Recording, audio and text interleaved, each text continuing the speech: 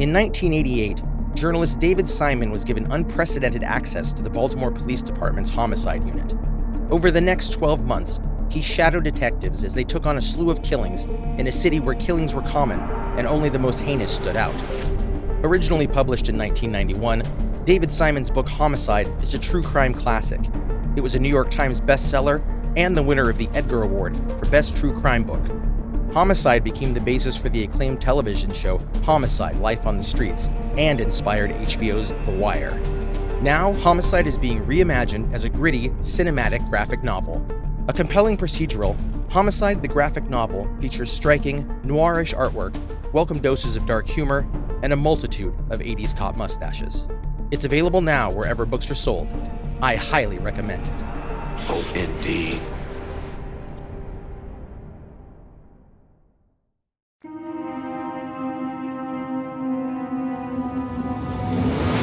This is Murder in the Rain, where each week Emily Rowney, Alicia Holland, and Josh McCullough tell true crime stories of the Pacific Northwest. Murder in the Rain contains graphic content. Listener discretion is advised.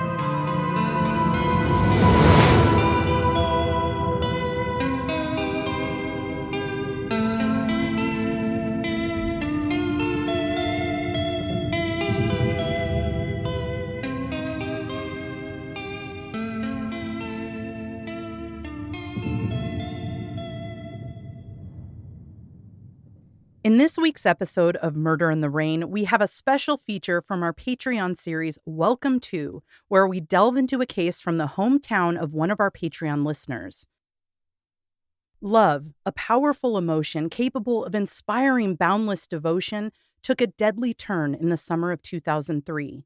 Sandee Rozzo, a bartender from Pinellas Park, Florida, fell victim to the dark side of love when she was brutally murdered in her own home.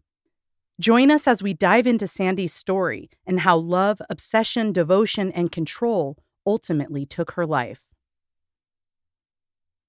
In this very special Patreon episode, we're getting back to basics. We're boarding the Murder in the Rain Express and heading to another one of our Patreon members' hometowns to dig up a case. This week, we're visiting Stephanie in Pinellas Park, Florida. Now, I've been to Florida several times, most of which have been with Alicia, but I can honestly say I've never heard of Pinellas Park. So I was really excited to do a little bit of research and learn about a new place I might want to visit. Pinellas Park is smack dab in the middle of Pinellas County, which sits on the central western coastline of Florida and is directly to the west of Tampa. The entire county is a peninsula. In fact, it's 280 square miles. So if you want to visualize that, on the west side of the peninsula of the state of Florida is another smaller peninsula that juts out and houses the cities of St. Petersburg, Pinellas Park, Clearwater, and Largo. And to the east of that is the Bay of Tampa, and the east of that is Tampa. It's a cool little geographic area with lots of bridges. No squirrel bridges, but it's cool just the same. I think we might need to go. In 1911, the city of Pinellas Park was founded by a Philadelphia publisher named F.A. Davis, and it was incorporated in October of 1914. Davis actually created a company called the Florida Association, and he began creating model farms all over Pinellas Park to sell. Most of these farms grew sugarcane. He also built a landmark named Colony House, which was designed to lend rich folks a place to stay for social gatherings, as well as a place to do business. Today, the population is just over 53,000 people, and if you Google, what is Pinellas Park known for, it would return, quote, popular equestrian facilities and events. So horse shows, arenas, and barns. A few more links down, you'll learn that there are lots of things to do if you visit. Beautiful waters, the Wagon Wheel Flea Market, and the Tampa Bay Automobile Museum, where you can see pristine vehicles from 100 years ago. The Pinellas Trail is a 50-mile path that stretches from St. Petersburg in the south all the way up to Tarpon Springs in the north, and it's perfect for bike riders, walkers, and runners. There are parks to fish and swim at, and the Dali Museum so you can see the work of Salvador Dali. On my personal list of things I want to see is the Sunken Gardens. The gardens were started in 1903 by a plumber/gardener named George Turner. He had purchased 6 acres, which happened to be under sea level, so he had to drain it, and then he started planting exotic fruits like papaya and citrus trees. 17 years later, it became a nursery and it sold plants and fruit for about a nickel. And then 15 more years, they decided to monetize it further and started charging admission. And in the 1950s, it became a commercial attraction, and it is still popular to this day. It was sold for $2.3 million, I think in the early 2000s, by that family, that original family. Wow. And while I didn't find anything weird in the area, no squirrel bridges like I mentioned, there are really cool things to do in Pinellas Park and the nearby towns. Overall, it looks like a great little vacation spot or a place to settle down in. But let's check on the crime situation. In terms of violent crime, it's not much worse than much of the U.S. It's on the lower end of average. More specifically, your chances of becoming a victim of violent crime in the state of Florida are 1 in 255, whereas Pinellas Park, it's a little bit better at 1 in 283. That all being said, our case today was pretty shocking to me. I've never heard of it, but after learning the details of it, I was surprised I've never heard of it. And I'm also kind of surprised it didn't pop up when I Googled what is Pinellas Park known for. Some of you might know it if you're like a big fan of Snapped. They apparently did an episode on it, and I think a couple of other true crime shows did as well. This case not only fulfills the Welcome To series, it also dabbles in killer couples. So today, I'd like to share the case of the murder of Sandee Rozzo. On July 5th, 2003, Tony Ponicall was home alone waiting for his girlfriend. She was a bartender and worked pretty late. Typically, she would come home at some point late in the night and climb into bed. Though they had spent the past 2 years together and had been living together for a few months, their relationship could be described as atypical. Sandee, as most called her, wasn't in love with Tony, but she felt very safe with him. In fact, they actually had separate bedrooms in the townhouse they shared together. Her past was a little bit of a nightmare when it came to her exes, so she was happy to just feel safe and secure in her relationship, even if it wasn't filled with the fireworks people like to talk about. The night of the 5th, Tony went to bed just after 9 p.m. and was fast asleep in his upstairs bedroom within moments. A bit later, he was startled awake by the sounds of large pops and cracks. Now, it was the day after the 4th of July, and as most of us in the U.S. know, fireworks tend to go off at night in the days bookending the holiday. But these were loud bangs, and he couldn't immediately fall back asleep. He reflected on the sounds that had just woken him up and started to realize they were much louder than you would anticipate with fireworks. They sounded like they were right outside his window. He decided to get up and head downstairs to look around. Tony made his way around the downstairs windows and the front door peephole and didn't see anything suspicious. He continued wandering around and glanced at the clock on the microwave and noted that it was 11:10 p.m. He had been asleep for about 2 hours. Out of habit, he opened the door in the kitchen that led to the garage and was surprised to see Sandee's car. Normally, she wouldn't be home at this hour. She would either get off later or would go out with friends after work and come home even later than that. Something else was off to him. The garage door was shut. Now, that may not seem weird to us, but normally Sandee would leave it wide open, and it was something she constantly forgot to do, kind of a joke in their relationship. The light of the garage was automatic, and it was still on, which would indicate that Sandee had recently pulled in. So he was surprised that he didn't hear her come inside. He stopped and listened for a moment while he considered what he was seeing and thought he heard something in the garage, so he approached the car. That's when he discovered the terrifying scene around him. On the floor of the garage were shards of glass, which he was actually stepping on with his bare feet. As he examined the floor and the damage to his feet, he heard a voice ever so faintly. He looked up from the floor to find that the driver's side window of Sandee's BMW was completely shattered, thus the glass that he was stepping on. And as he peered inside the car, he saw blood everywhere, including all over the body of his girlfriend Sandee, who lay there. Tony was frantic, screaming Sandee's name and attempting to lift her up, but eventually he snapped into action and called 911. He explained that his girlfriend came home and was still in her car. The window was broken and she was bleeding and didn't seem to be breathing. He was unable to wake her up. Tony gave his address to the operator as well as any details she asked for. By 11:30 p.m., paramedics arrived to the townhouse where Sandee and Tony had lived for the past 5 months. Sandee was unresponsive but still had a faint pulse, so she was rushed by ambulance to the Bayfront Medical Center in the neighboring town, St. Petersburg. She was pronounced dead at the hospital at 12:04 a.m. at the age of 37 years old.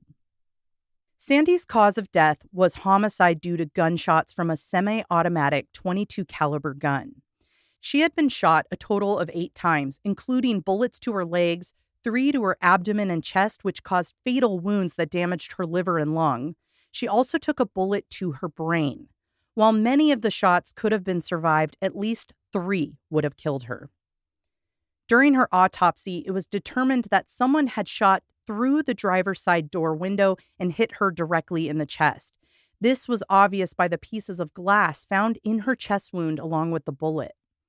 Detectives believed that Sandee had pulled into her garage, and while she prepared to exit the car, someone had followed her in on foot, pulled a gun, and shot her through the window.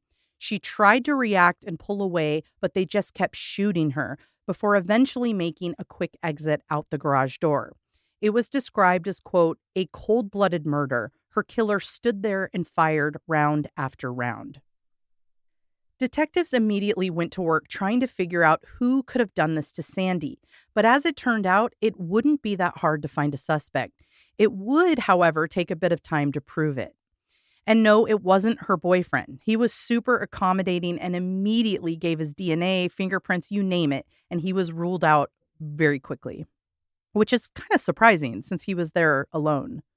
Yeah, that's nice. You don't often hear that the boyfriend's there and then he didn't do it. Now, it could be downplayed because of like the TV shows and the book I read for this, but yeah, I feel like they gave him some attention because obviously that's Right. especially knowing that they lived in separate bedrooms, and like they interviewed her coworkers and they said, oh, she wasn't all that serious about him. She may want to move out. So there was a chance that something went wrong. But I think you'll see why he wasn't their focus pretty quickly.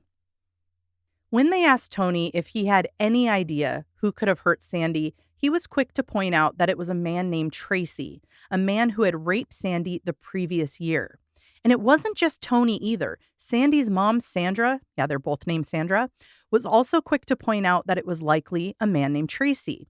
Even Sandee herself blamed Tracy. And no, I don't mean she came in like ghostly form to tell the detectives, but she had actually written it down.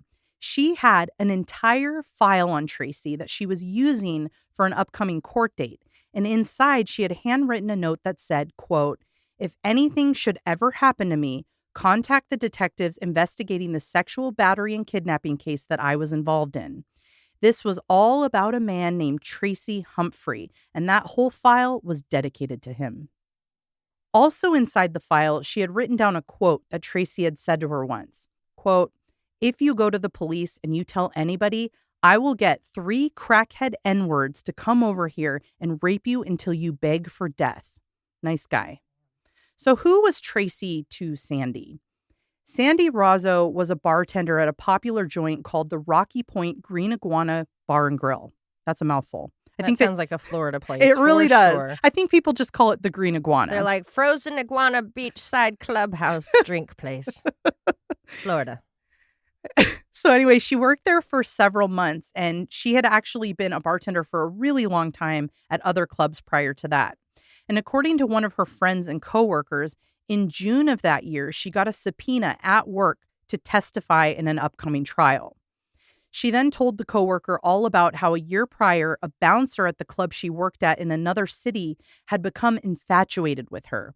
One night, he held her against her will for 2 days. He beat her severely, and then he violently raped her. She, of course, went to the police. Now, according to him, they were in a consensual sexual relationship. But according to her, that was all in his head. She had never consented to having sex with him. They had actually gone on a few dates, but she broke it off.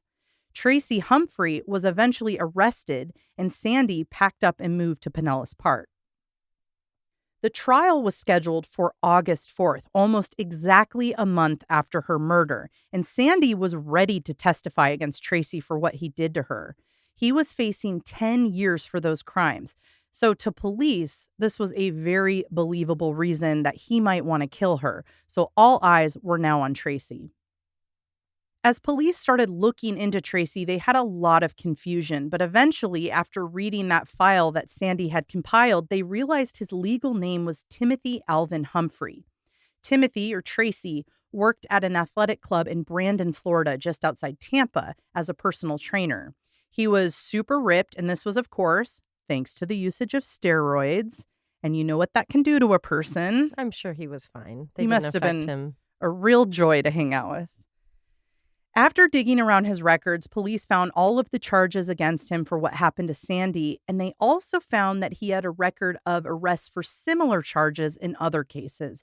There were several other women over the years who had a very similar story to the one that Sandee had about Tracy.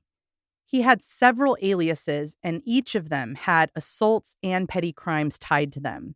He had been in prison before, he had abused women before, and not only did he have an ex-wife and a child, according to recent records, he had been married. I'm talking very recently, like the day before Sandee's murder, July 4th. Detectives were keen to speak to Tracy and learn about his whereabouts the night Sandee was murdered. They were all theorizing that he would have some flimsy alibi that would point in the same direction that all these other people were pointing at, that he was the one that did it. Tracy lived in another county, not the same as Sandee. Police attempted to go visit him at home, but he wasn't there, so they left a card, asked him to call him back. He did call them back. And he said, "Oh, come to the athletic club where I work and I'll talk to you." But of course, when they showed up, he refused to talk to them, claiming that his lawyer told him not to. Also, who on earth would be like, "Come to my place of work"? I would love I'd love to be interviewed in front of my colleagues. See me walk away with the cops and be like, "What was that about?" That would be kind of funny, like, story. But yeah, he's clearly confident. He has nothing to hide. While waiting for their chance to speak with Tracy, detectives were interviewing anyone who had had contact with him or Sandee. They learned that Tracy had basically been stalking Sandee. Him and his new girlfriend were seen at the bar she now worked at, him creepily staring at her across the room. There were weird calls made to the bar, and Sandee would tell people, "Just ignore them. That's Tracy trying to find out what times I work," which is very annoying. Creepy stalking aside, there would be a problem with the theory that Tracy had been the one that killed Sandee, and that was his alibi. He had one after all. It turned out he had ordered pizza at his home.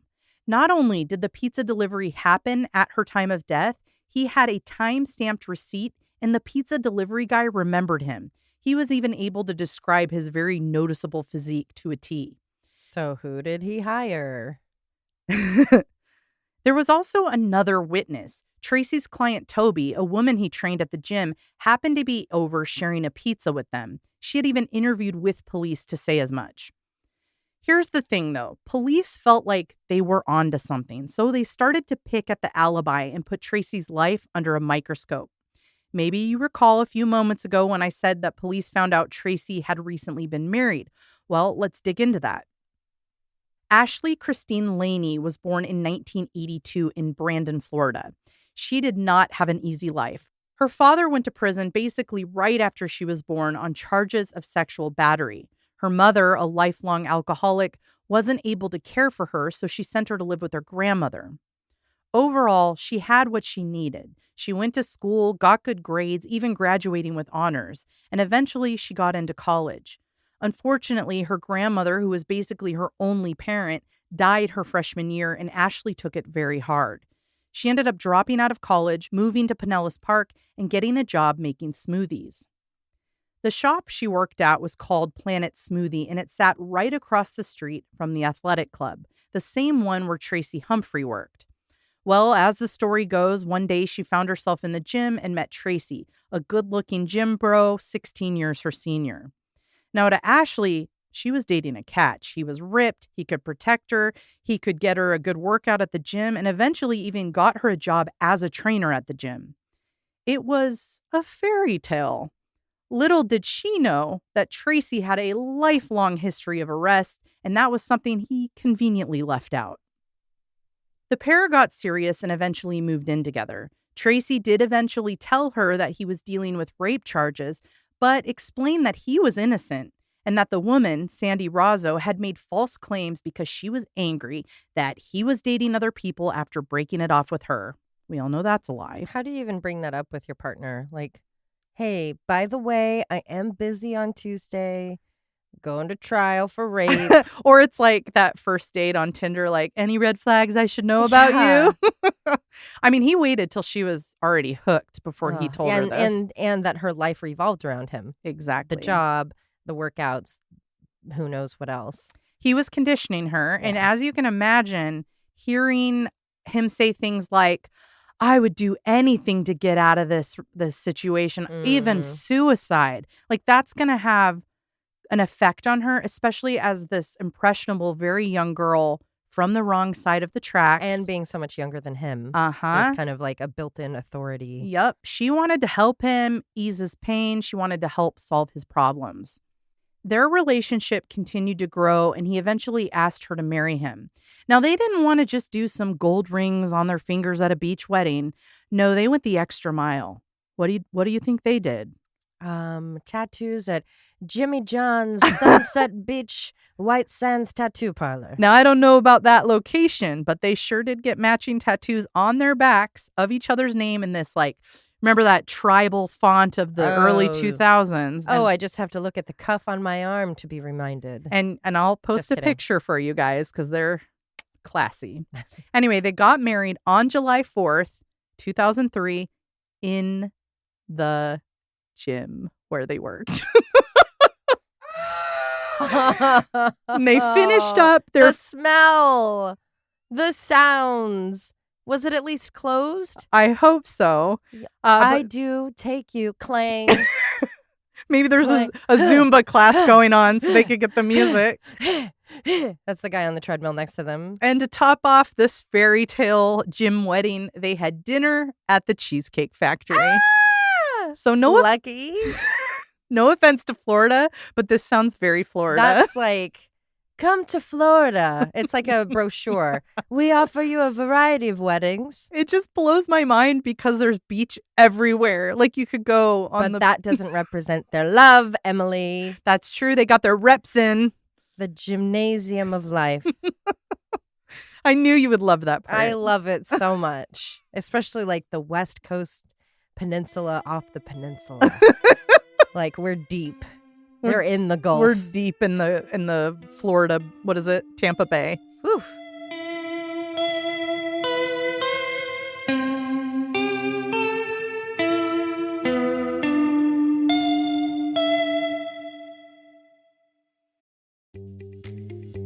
Summer is in full swing, and you know what that means.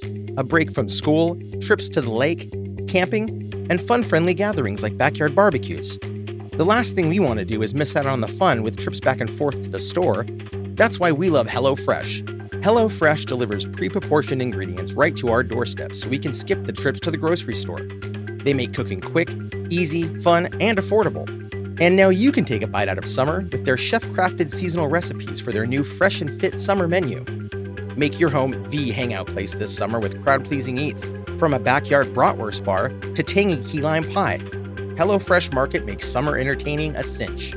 Go to hellofresh.com/rain50 and use code RAIN50 for 50% off plus free shipping. That's hellofresh.com/rain50 for 50% off plus free shipping. HelloFresh, America's #1 meal kit. So it seemed Tracy had an alibi at the time of the murder and a new wife. Police knew they would be able to get some nugget that would help break the case if they kept picking. They just had to find the right spot. And it wasn't going to be Tracy's wife, Ashley, because he shut that down quickly. But eventually, they figured out that that spot was going to be Toby. Toby White, the friend that was over and had pizza with them the night of the murder, told police from her own mouth that she had been there with both Tracy and Ashley all evening, from 8:30 p.m. on July 5th to 12 a.m. on July 6th. Tracy's alibi was solid thanks to the third-party pizza driver, but Ashley's alibi relied solely on their friend Toby. So police got a subpoena for Toby's cell phone records. And bingo, they were able to catch Toby in a few lies by looking at the records. Now, I won't get too into the weeds here, but she essentially spoke under oath about the events of the evening, giving specific time frames where Ashley was in the home or outside the home, fights that occurred between Tracy and Ashley, basically everything she witnessed, and calls that she claimed she had made to Ashley to try to convince her to come back after the fight. Well, the story she was giving with these time frames compared to the phone records dug her in this deep hole of lies. She was clearly covering up for them. In fact, they weren't sure she was ever there. She continued to tell them the same story over and over again, and all they wanted was for her to tell the truth. Like, she was not going to get into trouble. So they eventually went to her family members and tried to convince them to convince her to come clean, basically saying the law was on her side. And eventually it worked. Toby explained that she did not have any firsthand knowledge of the murder of Sandee Rozzo, but she admitted that she had lied in her witness testimony. She went on to say that Tracy never directly threatened her, but that he asked her to lie for him. She had seen him threaten Ashley and had witnessed him kind of exercise control over her all the time, even one time locking her alone in the gym to like prove a point. Cool. So she had witnessed enough of his behavior that she was really scared of him without direct threats. And that's why she lied and said that she was there all night, which wasn't the case.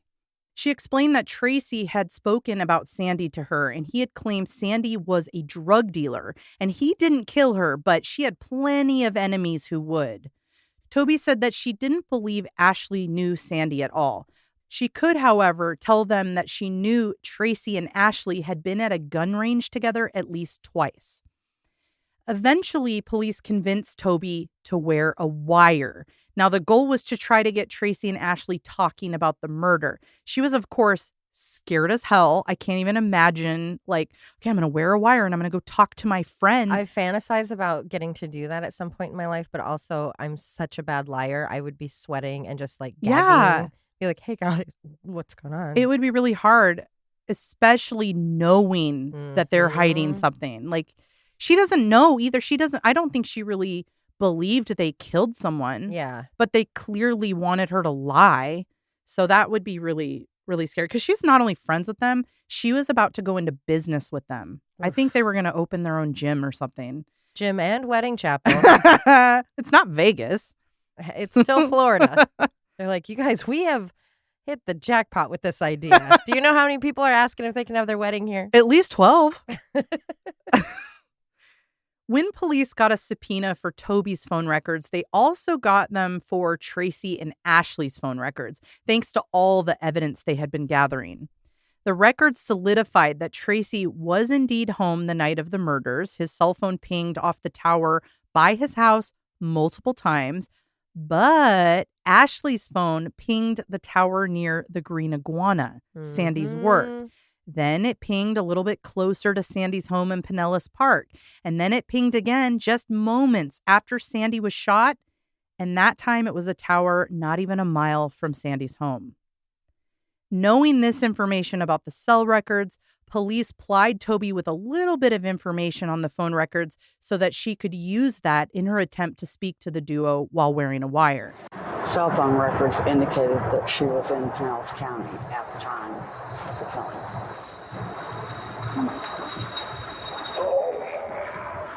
That was the one thing that I hoped wasn't true. It showed like 2 or 3 times it was bouncing off Pinellas Park towers, and one of them was right about when she was killed.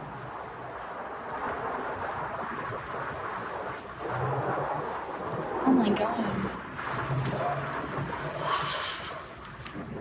So, What you heard there was a short excerpt from the wire Toby wore. In it, Toby was explaining to Tracy and Ashley that when she went to the police, she learned that they had their cell phone records and that the records indicated Ashley's phone was near Sandee's house at the time of her death.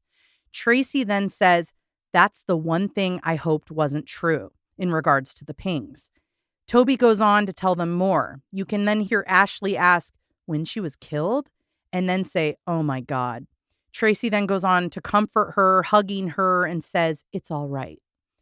So it definitely gave police pause. They said, yep, they're guilty. They were involved. This was secured even further after speaking to Ashley's stepfather, David Abernathy, who claimed he had lent Ashley a gun a few weeks prior to July 5th. The gun was a Ruger .22 caliber. Ashley had never returned the gun to him. By looking through Tracy's credit card receipts, they found that Tracy had been at a local shooting range, like Toby had mentioned, and the workers from the range confirmed that they witnessed Tracy handling the gun and showing his girlfriend and soon-to-be wife how to load it and how to shoot it. By December of 2003, police felt like they had everything they needed for an arrest. They could get Ashley for being the one who pulled the trigger, but they wanted to get Tracy. And lucky for them, handling a gun while on parole is a big fat no-no. This meant that he could also be arrested. Even if they don't have enough evidence to say he was part of the murder, they could nab him on the parole violation. Exactly. And then continue working.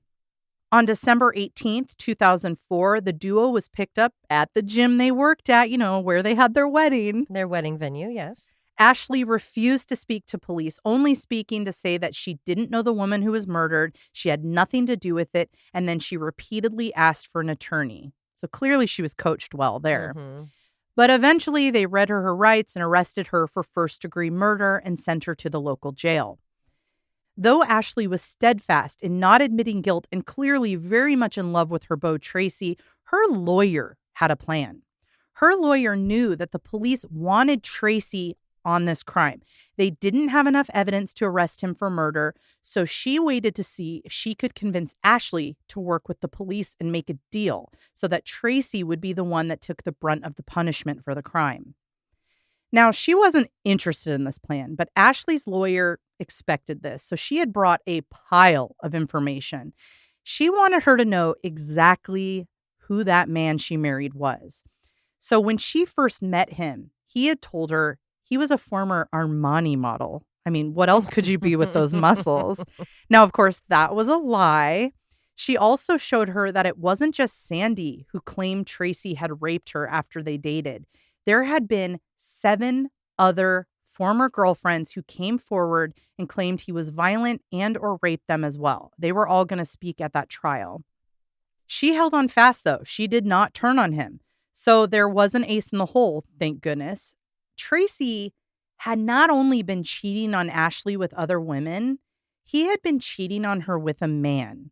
She found out that her beloved male hairdresser, the same man that she would tell all her juicy secrets to when she started dating Tracy, was also dating Tracy. Wow. He claimed Tracy was bisexual and that they had been together multiple times. And that's when Ashley started seeing her lawyer's side of things. She agreed to talk with the state attorney's office, and they were seeking to have Ashley admit guilt in exchange for a reduced sentence if she was willing to turn on Tracy. By March 2nd, 2004, Ashley sat down and told them everything. She explained that her husband, Tracy, came up with the entire plan. It had been in motion for weeks. He wanted Ashley to disguise herself in all black clothes, face paint, I'm talking straight up blackface, with brown contacts, and sneak off to kill Sandee.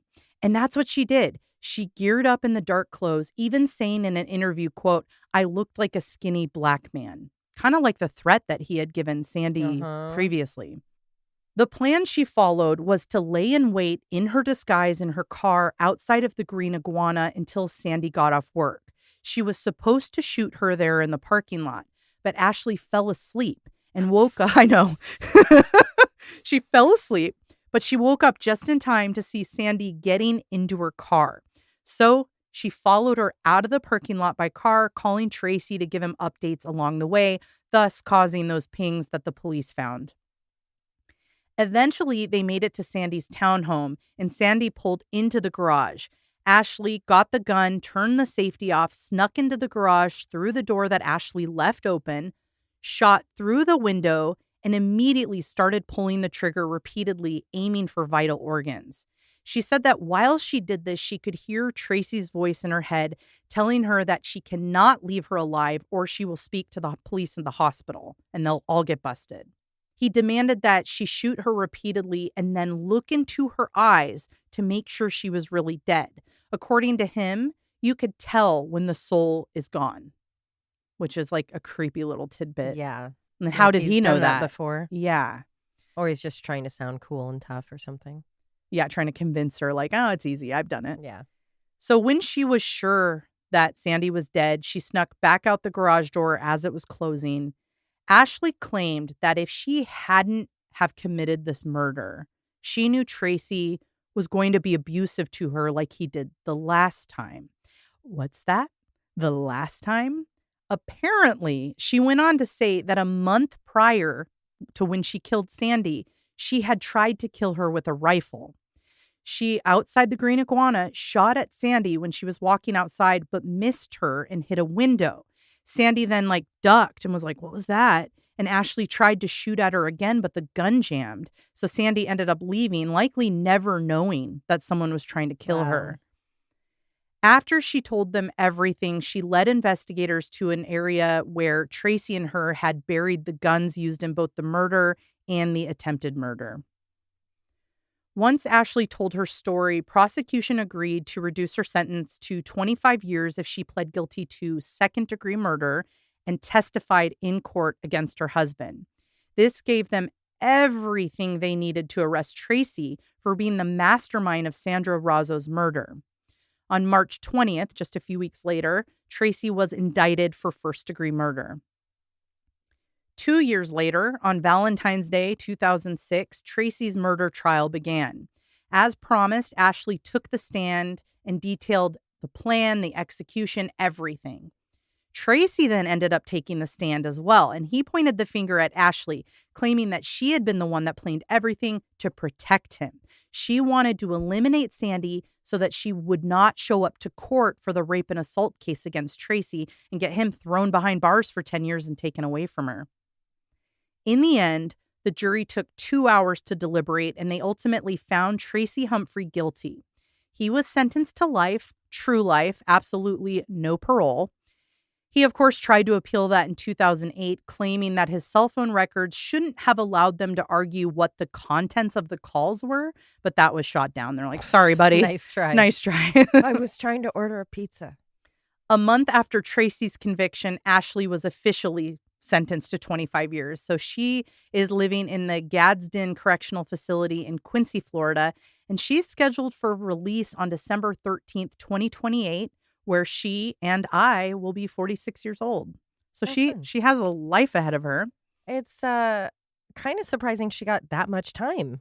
Yeah, I thought it might be 10, 15. I've seen cases where someone's like, I walked up and shot this person. They're like 10 years. It's Florida, though. They're pretty strict. Yeah, that's true. Like they were considering death penalty for Tracy. Wow. So Sandra's mother solely blames Tracy. She was quoted in a television show saying, quote, as far as I'm concerned, that day he took 2 lives. He took my daughter's and he took Ashley's. She then corresponded a little bit with Ashley by letter, even sending her pictures of Sandee and asking her to hang them on the wall so that she would always remember the part she played in her death so that she could keep her life straight moving forward. Wow. Which I think is so above and beyond someone would need to do. Like, you can forgive on your own. Like, if that's for you. But she went out of her way to do something for Ashley, too, which I thought was sweet. Of course, in true Florida man style, Tracy Humphrey did attempt to escape prison while they were transferring him. He managed to stay on the lam for a few hours, but they caught him. And then he earned another 15 years for that. But that is being served concurrently with his other sentence. Oh, good. He's not going anywhere. And it took 10 years before Ashley filed for divorce. And she still, I think, interesting. goes by Ashley Humphrey. So she does a lot of television appearances. And I read a book. So if you guys are interested in this case, the book is really good. It's short, easy read, but it has all the details about what Toby did to get them to talk and all the details about how he manipulated her to help him.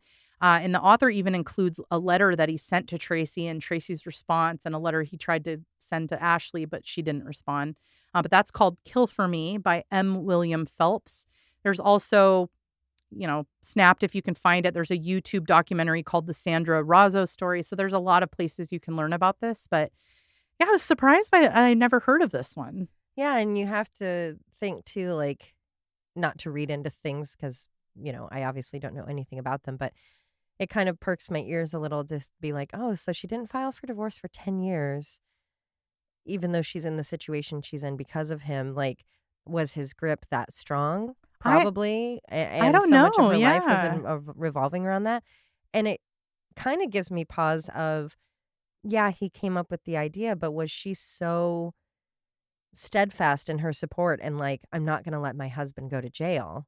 You just have to wonder, and not to discount her saying he was going to harm me or I was being abused. That's not to cancel that out at all. But it's just interesting to think how much of it she had emotion, invested in it to be like, I'm protecting him and I'm not going to let him go to jail for this. She was barely more than a child when she met him. Yeah. And, his track record is abusing women and scaring them into it. So I think it was probably a mix. But when they told her that her friend had cheated with him, I think that was over for her. But I do think there were benefits to being married to him in terms of TV money for her family. Oh, yeah. So it's hard to say. But then the author also notes that he thinks she got really religious and is like looking to redeem herself. Mm-hmm. And that's why she keeps talking about it publicly, to be like, listen, I know what I did and I apologize for it and I know it's wrong. So she's a conundrum. Yeah. She's a little mix of everything. But one of my favorites. So in the TV or in the YouTube documentary I mentioned, the Sandee Rozzo story, they both talk, Ashley and Tracy. And Tracy is skinny now. And she says when she got to court, it was shocking because she sat on the stand and said, now he's skinny. He's not on his steroids. He's not working out and he's just like a stick. And she's like, and I got fat because like all I do is I don't work out and I eat. And it was just so funny. Like, I think she realized in that moment they were not the people they said they were, Yeah. They were like putting up a facade. Both of them. Yeah. It was an interesting one. Yeah. Well, it's so sad. And it's true. It's like she didn't have anything against this woman. Right. It was all him. He could have lied and said he did say, oh, she likes me. She's after me. Right. But it's like, it's not like this girl was just a danger who was out on the streets, like looking to shoot somebody pulling into their house. Yeah. It's like, yeah, she really did lose her life before prison and then to prison because of this guy. Yep. Yeah. You got to watch those red flags when too much of your life revolves around or includes someone else or would fall apart without that person. That's a red flag. Oh, yeah. So are gym marriages. If your No man wants to offense. get married in a gym, please call us. Please write us and don't do it. And if you are going to do that, be sure to go to Bloated Sea Cow, Everglade Alligator Gym and Wedding Venue. Sponsored by. Sponsored by Monster. No, how about have a Murder in the Rain themed wedding? Oh, God. We'll show up and officiate. I'm at 0-0 for long-lasting marriages. They've both gotten divorced, so call me. I can't stop thinking about the gym wedding.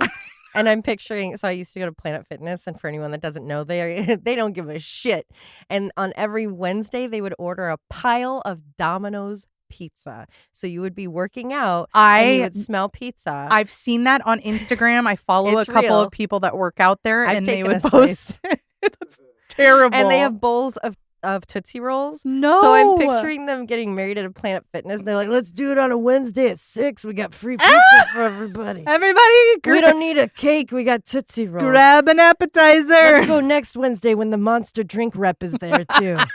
Everybody gets free drinks. I'm just picturing Oh like my how God. do you plan a wedding? Did they dance? Did they just do reps? I'm telling you, it's Zumba. Everyone did Zumba. They're like, please follow us to the reception room over here. It's the Zumba class. And they lead their own Zumba class in their attire. Probably a very like beachy little sundress. And he wore his best gym clothes.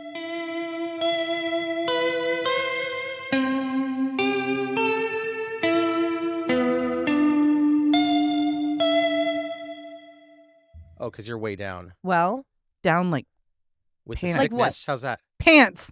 How you sounding over there? The new limited edition candy shop collection. I love my milk and magnesia. Taste the rainbow on my balls. We're getting back to basics. We're boarding the murder and... oh, boy. I think you might have missed 4 or 7 words there. Maybe. You might want to go back. Say like a little fun fact. I looked up Pinellas Park just now, Okay. and I was like, I wonder, and I put the word porn in. Thousands of results. Thousands. Pornhub has a Pinellas whole- Park, Florida section. Amazing. All right. All right. Oh my God. Um, Thing is as big as Florida. the 1920s. That was 100 years ago. Shocking. That's right. Time passes, man. It does, man. Bonnie and Clyde. Bonnie and Clyde's car, not in Florida. Detective... Take a break. Sip of water. Sip that water. Sip that water. Sip that water. Gotta Sip that finish water. it by Sip noon, that I think. Murder in the Rain is a Cascade Media production, written, hosted, and edited by Josh McCullough, Emily Rowney, and Alicia Holland. Feel free to email us at murderintherain@gmail.com or through our website, murderintherain.com. For as little as $1 a month, you can subscribe on Patreon to get exclusive access to ad-free and older episodes. For only $5, you can access Patreon-exclusive episodes and content. For more of us, be sure to follow on all the socials, listen to Josh and Alicia on their other show, Always Be My Sisters, and follow Emily on TikTok at @M_murderintherain. And suck my balls.